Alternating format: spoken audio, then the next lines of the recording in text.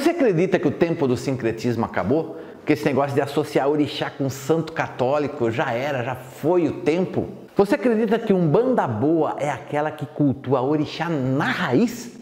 Então fica ligado nesse vídeo que a gente está trazendo uma série de novas informações para você.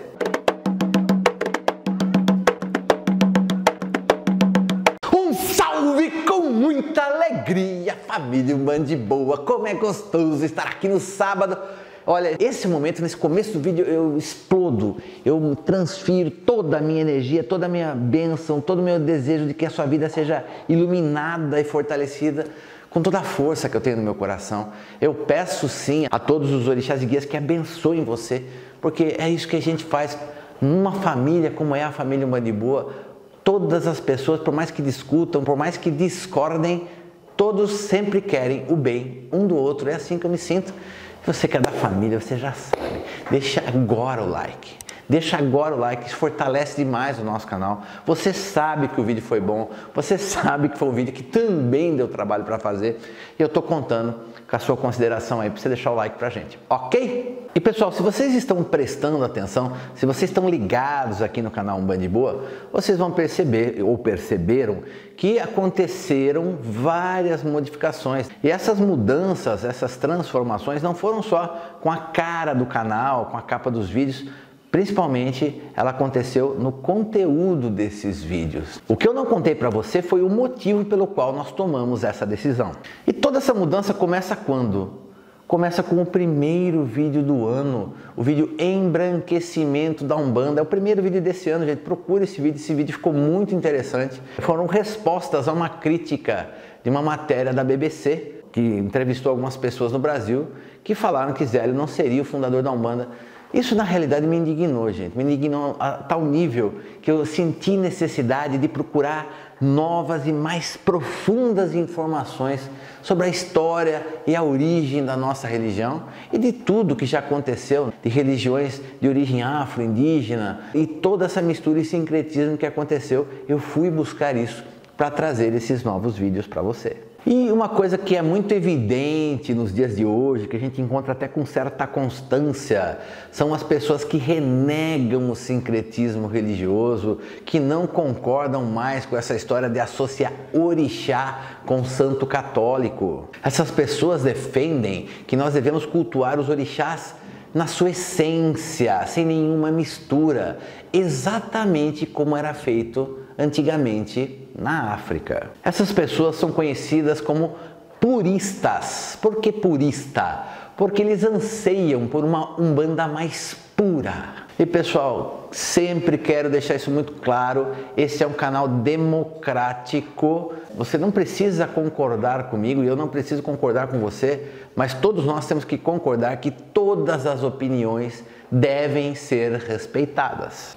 Mas a pergunta que eu quero fazer aqui é: será que a Umbanda conseguiria cultuar orixá exatamente como era feito na África? E é sobre isso que eu quero conversar com você, trazer novas informações para que você mesmo chegue na sua própria conclusão. E acho que a primeira coisa, só para começar, que nós devemos abordar é que não existe religião pura na atualidade. Nos dias de hoje não existe nenhuma religião que seja só ela, só a essência. Entendeu? Não existe religião original na atualidade. Para a gente ter uma ideia, o cristianismo, eu acho que é o maior exemplo disso. E quando eu falo cristianismo, eu estou falando de qualquer religião ou doutrina religiosa que concordem com as orientações, com as mensagens que Jesus deixou em algum nível. Vamos entender rapidinho o cristianismo. O que seria o cristianismo? O cristianismo seria o judaísmo acrescido, adicionado, colocou-se fora toda a parte de Bíblia, de Velho Testamento principalmente, toda a história de Jesus e de seus discípulos. E com o tempo, o cristianismo adaptou e absorveu muitos cultos e ritos pagãos. Por exemplo, o conceito de Maria como a grande mãe. Isso é uma coisa que já vem do paganismo, foi adaptado para a história da Maria, mãe de Jesus. Conceito de Natal no final do ano. Por que a gente tem Natal como o nascimento de Jesus no final do ano? porque existia uma festa chamada festa de solstício, e essa festa foi adaptada à cultura cristã, era uma festa pagã adaptada à cultura cristã. Isso sem contar nas inúmeras crenças que foram ainda colocadas na cristandade através dos tempos. E veja bem, o próprio judaísmo já é uma adaptação de religiões que vieram anteriormente ao próprio judaísmo. Ele já foi uma adaptação do que já existia no passado dele, na mesma localidade, nesse caso Oriente Médio. E se você pegar o budismo e até mesmo o hinduísmo, hoje receberam inúmeras adições, se separaram em diferentes doutrinas, sendo hoje difícil você falar budismo original, budismo raiz, hinduísmo original, hinduísmo raiz. Por quê? As religiões, elas não são estáticas, elas mudam através do tempo para atender às necessidades das pessoas e do próprio tempo. Mas chega desse papo de outras religiões, vamos falar agora somente de Umbanda. Bom, muito se diz que não é mais necessário esse negócio de sincretismo religioso. Não tem mais que associar santo católico com orixá. Que isso era uma necessidade, uma coisa do tempo da escravidão. Quando os escravos queriam cultuar orixás, para não serem repreendidos, eles associavam a santos católicos. Hoje não, hoje nós somos livres, nós não precisamos mais disso. Nós podemos cultuar livremente os nossos orixás. E na minha modesta opinião, eu considero essa ideia muito bonita, apesar de todo mundo saber que publicamente eu sou favorável ao sincretismo religioso. Mas vamos falar francamente, abertamente, pessoal.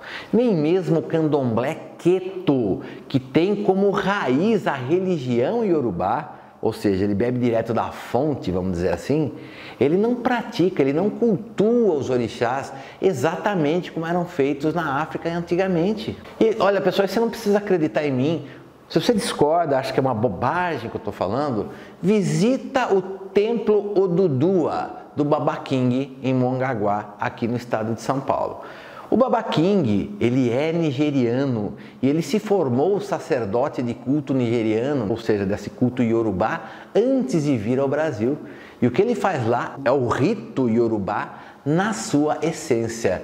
Eu te garanto que eu não consegui enxergar nenhuma similaridade com as coisas que nós vemos no candomblé. Agora, presta atenção nisso daqui. A gente tem que entender que a religião iorubá não tinha como preceito, não tinha como conceito, como ideia, essa coisa de consultar, de você conversar com o espírito, de um espírito incorporar em um médium para prestar uma consulta. Os iorubás não faziam isso. Isso é uma prática do povo banto. Então vamos lá. A base da nossa religião, a base da Umbanda, o esteio, o fundamento, a pedra angular da nossa Umbanda é a pessoa vir e consultar-se com uma entidade. Ela vai lá e conversa e pede orientação para uma entidade que orienta, que descarrega. Essa é a base da religião.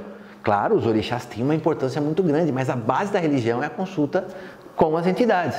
Então, se isso, essa coisa de conversar com um espírito, ser atendido por um espírito é do povo banto, então nós não deveríamos cultuar orixás, nós deveríamos cultuar inquices. Lembrando, pessoal, assiste os últimos vídeos de sábado, quem não assistiu, para se ligar. Eu estou criando uma linha cronológica aqui. Lembrando que inquice são as divindades do povo banto, já orixás são as divindades do povo iorubá. E agora se liga no que eu vou falar aqui, presta atenção. Se é isso mesmo, se nós temos então que cultuar, resgatar a cultura e a religião banto, nós não deveríamos cultuar orixás e sim inquices. Então nós não deveríamos cultuar Oxalá, nós deveríamos cultuar Lembá. E pasme você, Lembá é considerado o inquice da paz e pai de todos os inquices. Você prestou atenção numa coisa? Oxalá, na Nigéria, entre o povo iorubá, ele tem uma enorme importância, é um orixá funfun, ele tem sim uma certa paternidade sobre muitos orixás, mas ele não é diretamente um orixá ligado à fé. Isso é uma coisa que vem de Lembá, do inquice banto. Olha que coisa maluca. Então o que a gente vive na Umbanda é uma mistura, nem o orixá que a gente cultua não é puramente orixá, já é uma mistura com inquice. Da mesma forma, não era para a gente cultuar, por exemplo, Iemanjá. Nós tínhamos que cultuar a Dandalunda, nós não tínhamos que cultuar o Obaloaê, sim Cavungo, nós não deveríamos cultuar Xangô, e sim Nzazi. E assim por diante, né, pessoal? Sempre associando o Inquice com seu orixá correspondente. Você achou confuso, né? Tá muito bagunçado isso, Márcio. Calma que eu explico. A grande verdade é que para nós umbandistas, presta atenção no umbandistas, para nós é impossível a gente cultuar, a gente resgatar a essência de uma religião africana pura. Pois aqui no Brasil, a religião Banto e a religião Nagô ou Yorubá, que significa a mesma coisa, elas já se fundiram, elas já se misturaram. E para isso existe uma palavra: sincretismo.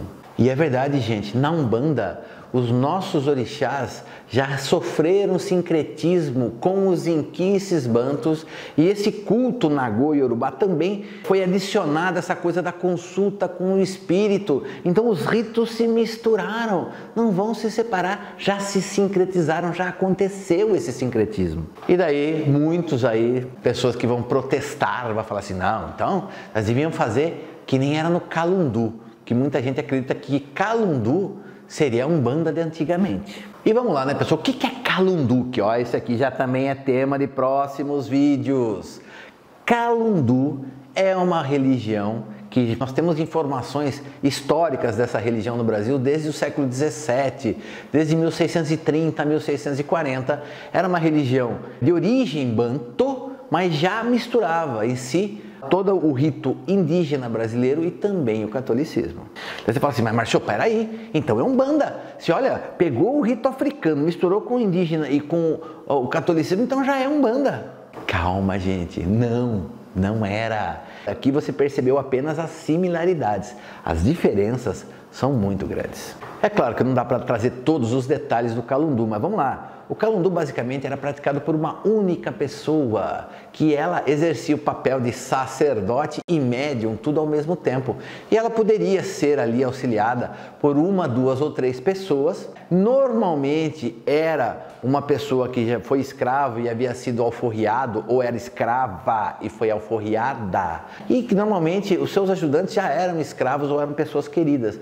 Mas assim, todo o comportamento era diferente, os atendimentos das entidades que essas pessoas incorporavam eram muito rudes. Só para você ter uma ideia, não existia esse negócio da entidade sentir a energia. A entidade cheirava a pessoa da cabeça aos pés para descobrir onde estava a negatividade. As receitas que eles passavam também eram receitas muito diferentes daquela que as entidades da Umbanda estão acostumadas a orientar. Era tudo muito diferente, não dá para falar que Calundu era Umbanda. E outra coisa, eles não cultuavam orixás de forma nenhuma, eram sim inquices. E uma outra coisa que eu acabei não falando, que as entidades que incorporavam, não era assim caboclo, preto velho, criança, normalmente eram parentes ou pessoas queridas da médium ou do médium que haviam falecido. Então nós temos assim casos de pessoas do Calundu que incorporavam o filho que morreu, a tia que morreu, o avô, o bisavô.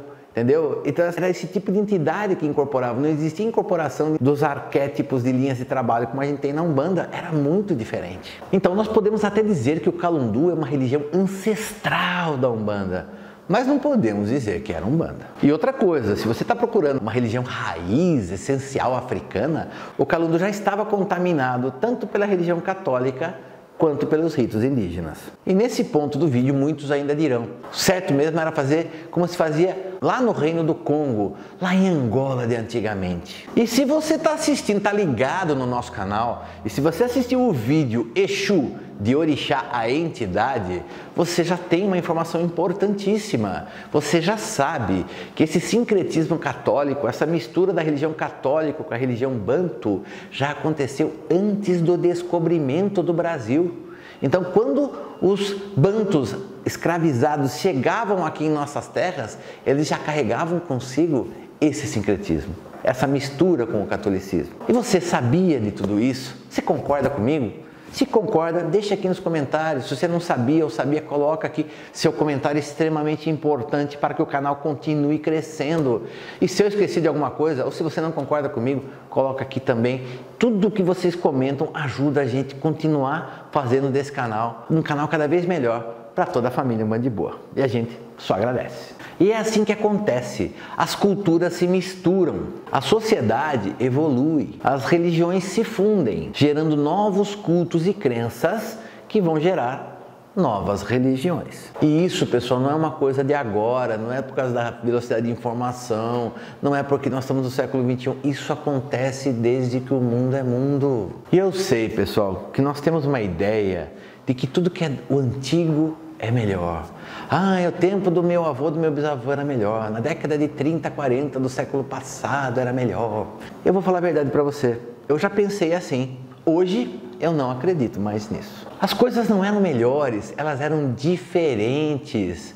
Por que eram diferentes? Porque eram mais adaptadas às necessidades daquele povo naquela época. E é natural, né, gente? Todo mundo fala, que saudade do tempo de antigamente. Você já imaginou viver hoje sem celular, sem internet, sem tecnologia, sem ter, por exemplo, coisas simples como massa de tomate pronta no supermercado, se você tivesse que fazer sempre a sua massa, o seu molho de tomate, se você não tivesse nem telefone fixo para se comunicar, se você tivesse dificuldade para comprar um carro ou para estudar, como era, antigamente era muito mais difícil do que é hoje em dia.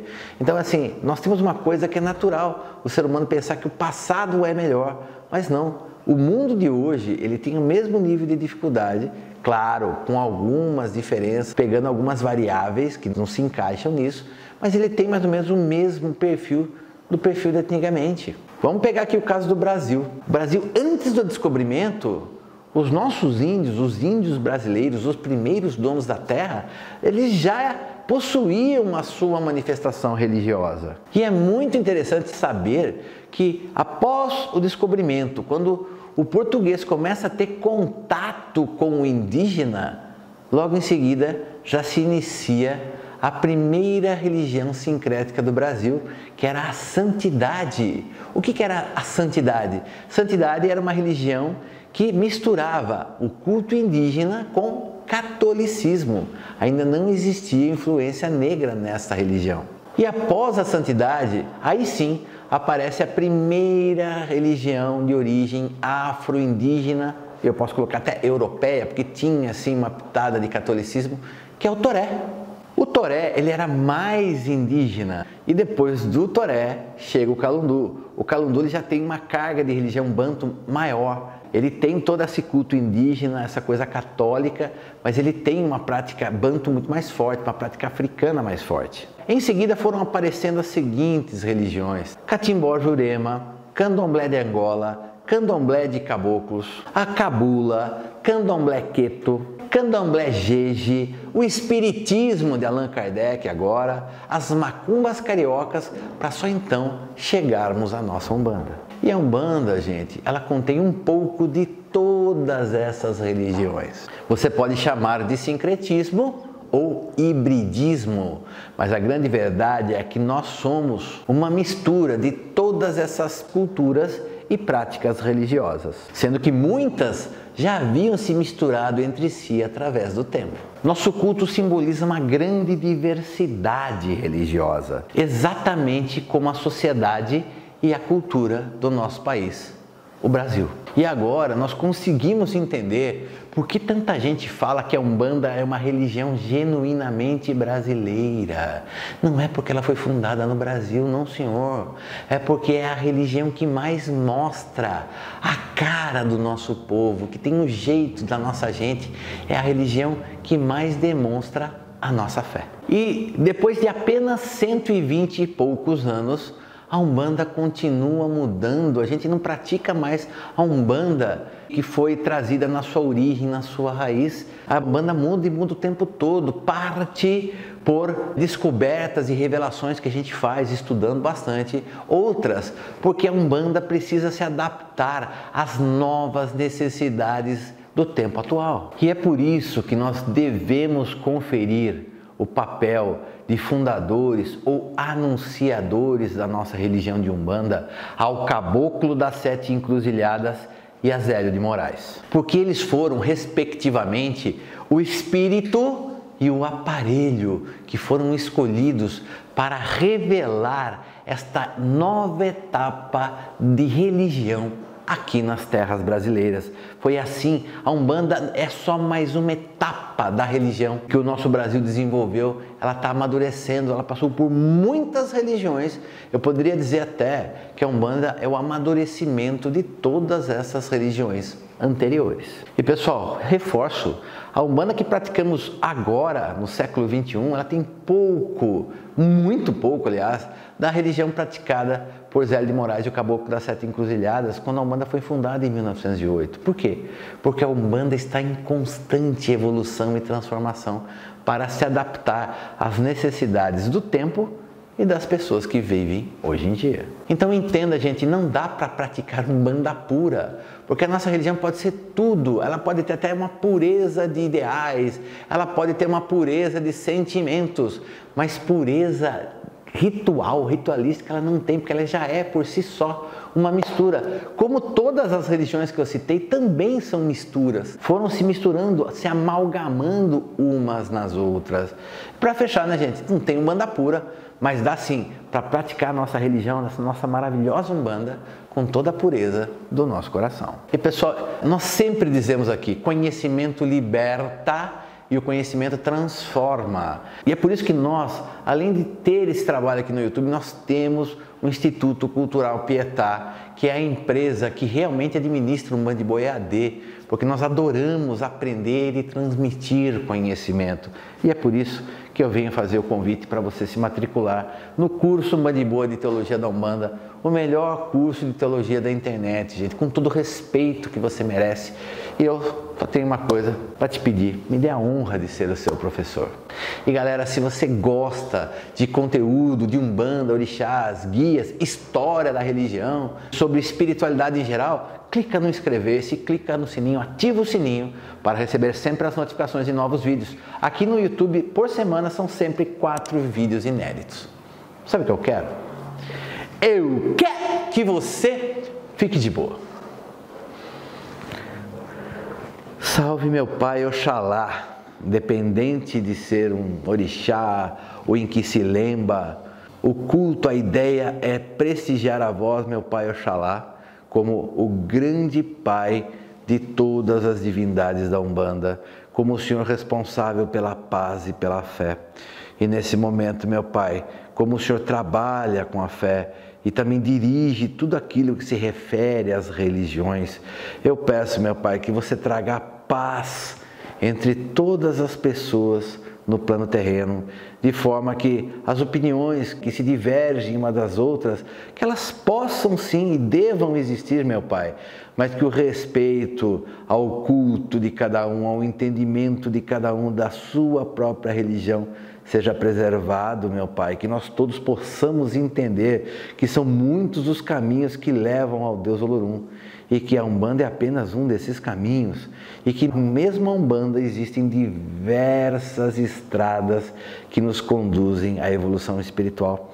Por isso, Pai, para que essa paz se estabeleça, eu peço a vós que abençoe e auxilie a pessoa que assiste esse vídeo nesse momento, que quebre todos os males, que encaminhe ele a um terreiro de religião afro-brasileira, indígena, europeia, da forma positiva, que possa conceder a ele toda a bênção e toda a estrutura e orientação que ele precisa e que todas as pessoas, mas principalmente aquela que assiste esse vídeo nesse momento, receba todas as bênçãos de saúde, proteção, paz, luz e prosperidade. E mesmo sabendo tudo isso, eu continuo acreditando em orixás, eu continuo acreditando nos guias.